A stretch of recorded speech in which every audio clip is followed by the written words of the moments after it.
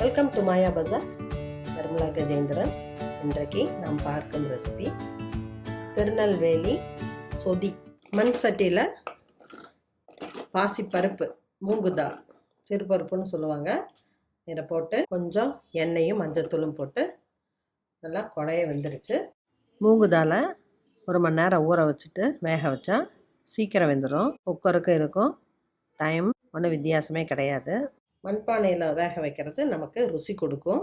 கடாயில் கேரட்டு 2 நீல வாக்கில் போட்டிருக்கேன். உருளைக்கிழங்கு 1,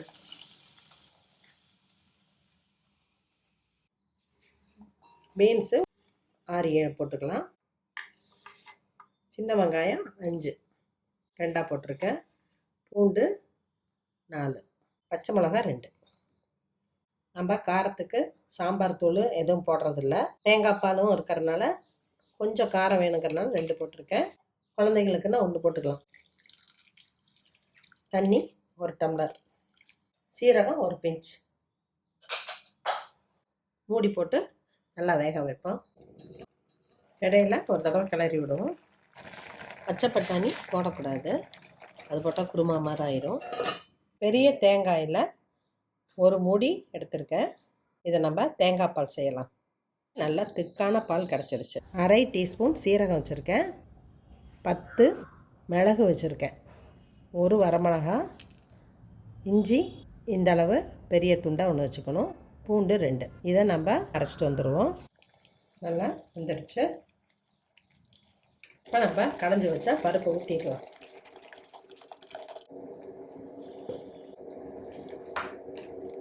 பாதி உப்பு போட்டுக்கலாம். ஒரு கொதி வரட்டும். இப்போ நல்லா கொதி வந்துடுச்சு. நம்ம அரைச்சி வச்ச தேங்காய் பால் ஊற்றிடலாம்.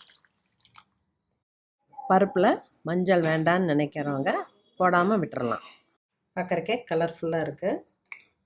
இது இப்போ தண்ணியாட்ட தெரியும், சாப்பிட்றப்ப கரெக்டாக வந்துடும். ரொம்பவும் கெட்டியாக இருக்கக்கூடாது சொதி. 1/2 டீஸ்பூன் சர்க்கரை போடலாம், ஸ்வீட்னஸும் இருக்கும். மீதி இப்போ தேங்காய் பால் கொதி வந்தோன்னா தான் போடணும். தேங்காய் பால் கொதிக்காமல் எடுத்து வச்சா சீக்கிரம் கெட்டு போயிடும். லேசாக கொதி வந்துடுச்சு, ஆஃப் பண்ணிடலாம். ரொம்ப கொதிக்க விடக்கூடாது. தேங்காய் எண்ணெய் 2 டீஸ்பூன் விடுறேன். கடுகு 1 பிஞ்ச். ஸ்டவ் ஆஃப் பண்ணிடலாம். காரம் வேணுங்கிறவங்க 1 வரமிளகா போட்டுக்கலாம். கொதியில் கொட்டிடலாம். கொத்தமல்லி இலை கொஞ்சம் போட்டுடலாம். Lemon juice 1/2 teaspoon. நம்ம இடியாப்பம்னா இனிப்பு மட்டுமே சாப்பிடுவோம். இதில் சாப்பிட்டா இனிப்பு பிரியர்களுக்கு கூட இது ரொம்ப பிடிக்கும். சொதி ரெடி ஆயிடுச்சு. இடியாப்பம், சப்பாத்தி, ஆப்பம் எல்லாத்துக்குமே டேஸ்ட்டாக இருக்கும். சுடு சாதத்தில் சொதி போட்டு சாப்பிட்றப்ப இஞ்சி சட்னி காம்பினேஷன் நல்லாயிருக்கும். குழந்தைங்களுக்கு வித்தியாசமாக இருக்கும். காரம் இல்லாமல் இருக்கிறதுனால விரும்பி சாப்பிடுவாங்க.